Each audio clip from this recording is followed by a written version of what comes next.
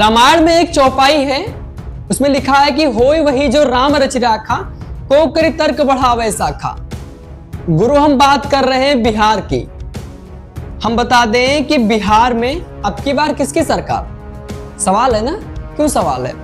नीतीश बाबू, जो कि नीतीश जी समर्थन कर चुके हैं। किसका समर्थन? तो कर रहे हैं इस वक्त वक्फ बिल पास होने को लेकर, यानी कि वक्फ के पक्ष में थे, ना कि विपक्ष में थे। लेकिन एक सवाल जानते हो क्या है? सबसे बड़ा सवाल यह है कि अगर नीतीश कुमार ने भले ही बिल का समर्थन किया, मतलब भले ही बिल का समर्थन किया, लेकिन उनके दल में विवाद गहरा रहा है। अब विवाद किस चीज का गहरा रहा है, ये मैं आपको बताने वाला हूं। भाई विवाद इसलिए गहरा रहा है क्योंकि इस साल बिहार में चुनाव है। बिहार में जेडीयू नेता जो कि मुस्लिम भी हैं, सबसे बड़ा तो फैक्ट ये है कि जेडीयू नेता मुस्लिम भी हैं। अब उन्हें इस बात का डर सताया जा रहा है कहीं मुस्लिम मतदाता हमसे दूर ना भाग जाए। हाँ जी हाँ, बिल्कुल सही। भाई वक्फ बिल का समर्थन में नीतीश ने, यानी कि नीतीश बाबू ने अपने पक्ष में थे, यानी कि भी नीतीश बाबू वक्फ बिल के पक्ष में थे, ना कि विपक्ष में थे। अब एक कमेंट आ रहा है, यानी कि एक ट्वीट था, मैं माफी चाहूंगा, एक ट्वीट था, और ट्वीट में क्या था वो मैं आपको बताता हूं। भाई एक ट्वीट में ये बताया गया कि नीतीश बाबू अब यानी कि आरएसएस के पक्के सर्टिफिकेट नेता हैं।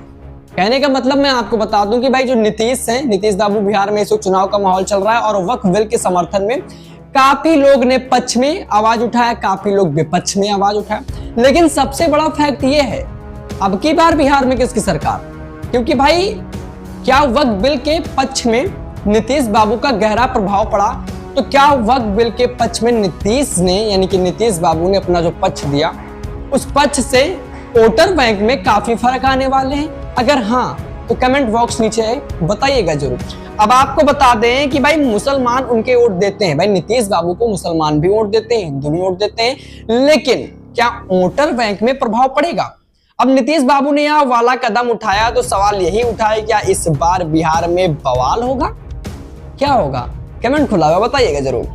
या नीतीश बाबू को इससे वोट मिलेगा? सवाल ये उठ रहा है। अब हर सिक्के के दो पहलू होते हैं।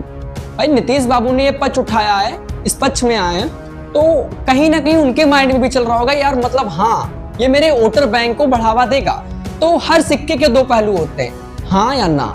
आपको क्या लगता है? पहला पहलू ये है कि भाई वोटर बैंक में प्रभाव पड़ेगा, दूसरा पहलू ये है कि वोटर बैंक यानी कि वोट ज्यादा मिलेंगे।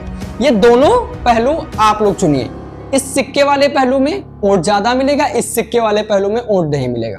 अब पहला है, दूसरे में आप ऑप्शन दीजिएगा नीचे कमेंट में।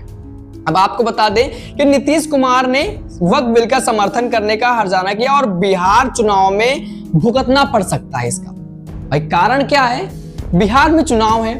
अब बिहार में चुनाव है तो भाई वक्फ बिल के समर्थन को लेकर जाहिर सी बात है कुछ लोग वोट में दिक्कत आ सकती है, कटेंगे पिटेंगे, कुछ भी हो सकता है। आई डोंट नो, मैं अपनी पूरी राय नहीं रखना चाहता हूं, लेकिन जो हकीकत है वो मैं आपको बता रहा हूं। अब आपको बता दें कि भाई नीतीश कुमार ने बिल का समर्थन तो किया, चलिए ठीक है, किया तो सही। और बाकी आपको क्या लगता है, बिल का समर्थन किया ये सही किया या फिर गलत किया? कमेंट नीचे है, बताइएगा जरूर। हमारी हर एक बात को कमेंट में जवाब दीजिएगा।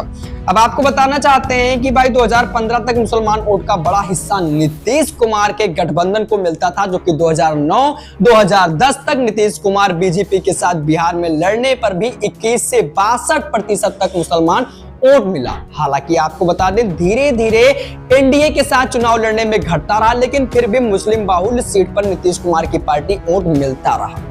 और क्या अब की बार मुस्लिम पार्टी से मुस्लिम यानी कि मुसलमान वोट नीतीश बाबू के कटेंगे? सबसे बड़ा सवाल उठ रहा है। और क्या अब की बार बिहार में नीतीश की सरकार मिलेगी या फिर कुछ और?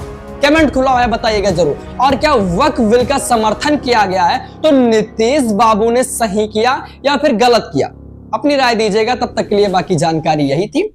और आपको बता दें अब नीतीश को लेकर काफी सारे सवाल उठ रहे हैं, नीतीश बाबू को लेकर काफी सवाल उठ रहे हैं। चलिए ठीक है, राय दीजिएगा आप लोग कमेंट बॉक्स में, और मिलते हैं कभी अगले नए वीडियो में।